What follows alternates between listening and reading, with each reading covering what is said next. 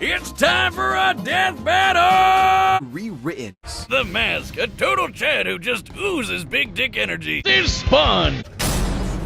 See, the Mask itself is alive, and it desires nothing more than absolute carnage. By tapping into its wearer's repressed id, it can turn a nebbish nobody like Stanley into a rampaging serial killer. Complete with Bugs Bunny powers! Toon Force. Think of characters such as Bugs Bunny, Popeye, and Michael Jordan. A being that wields Toon Force seems capable of accomplishing almost anything they desire so long as they find it humorous. With this power, the Mask can manipulate the laws of physics whenever he likes, even breaking the fourth wall. Regardless, Toon Force allows the Mask to summon any kind of weapon imaginable from thin air.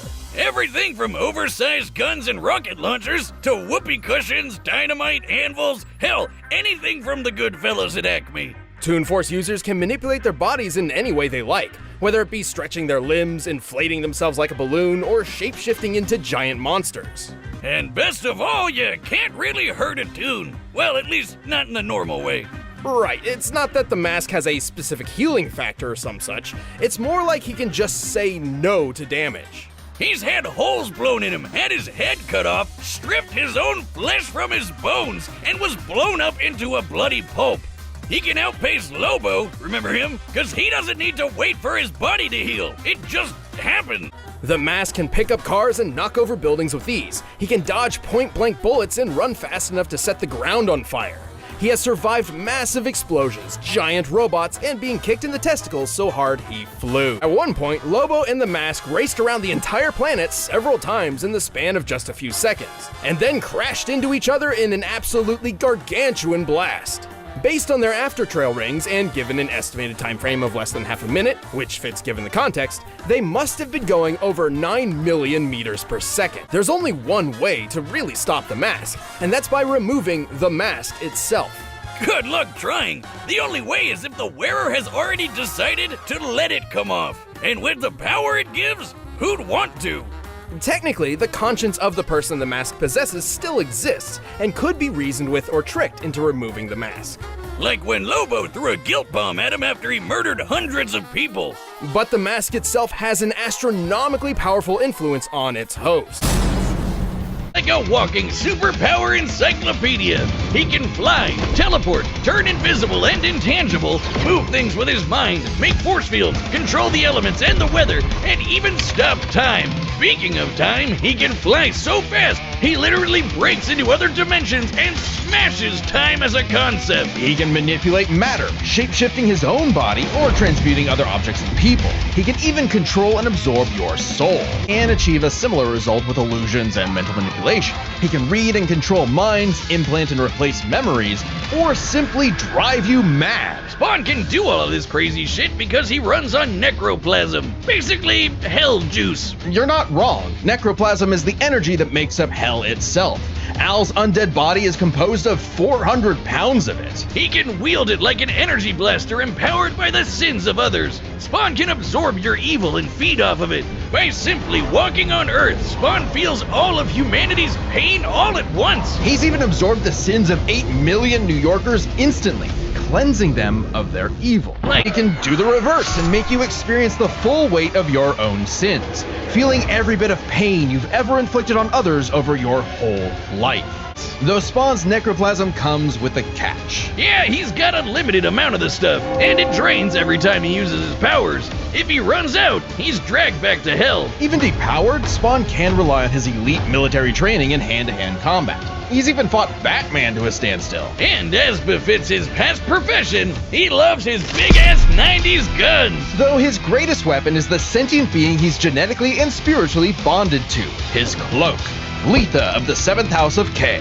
And also the souls of a million sinners, including every one of Hell's victims. Also a touch of vampire for good measure. K7 Letha is constantly evolving. It can act independently to defend Spawn with an infinite stream of chains, transform into weapons, or drain people of their power. It is the most potent weapon Hell has ever created. It even helped Spawn beat the primordial dark god Urizen, who can destroy and eat your soul with just a glare. Except the souls bonded to Spawn acted as a buffer, allowing him to survive. But Hell spawns have a weakness to holy weapons and can be killed permanently if decapitated by one. Though Spawn has managed to survive this in the past. No, Spawn's greatest weakness is his own... how do I put this? Stupidity. So Spawn fought this angel lady, Angela. Great name for an angel. She had this dimensional lance that could wipe Hellspawn out of existence, and Spawn got it. But instead of, being cautious around a mysterious angel weapon that hurts him, he just had to push the big shiny button and activate it on himself. And so, Spawn was forever destroyed, until he reconfigured reality to undo his own inexistence. Spawn has defeated a serial killer ice cream man, a demonic clown, and even his old boss remade by Heaven into an anti-Spawn. He's even encountered other Hellspawn. Oh, Spawn marched down to Hell and ripped Bulbosia's head off with a scream so loud it echoed through all of reality. Spawn became the king of the 8th circle of Hell. As king, Spawn is literally a part of Hell itself, gaining access to an unlimited pool of energy that increases 100-fold with every heartbeat. He's effectively omnipotent in there, and strong enough to challenge other Hell Lords like Mammon and Satan. He got so strong, the only thing left was to finally resolve the war between Heaven and Hell. The Tree of Life, Spawn became truly divine, capable of battling God and Satan in a stalemate for eternity that extinguished all life on Earth. And each of them are powerful enough to create and control infinitely sized universes. Spawn broke the stalemate by letting God and Satan destroy him, only for Gaia to separate the two from the reality they threatened. Then, just like that time with the Lance, Spawn respawned and recreated the Earth. Whew, good as new.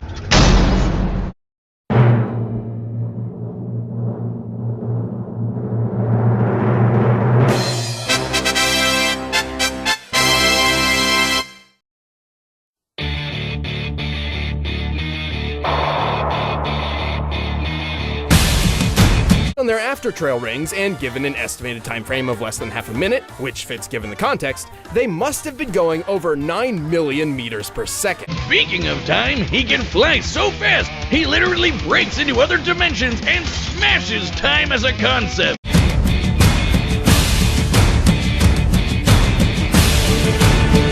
Best of all, you can't really hurt a tune. Well, at least not in the normal way. Right, it's not that the mask has a specific healing factor or some such, it's more like he can just say no to damage.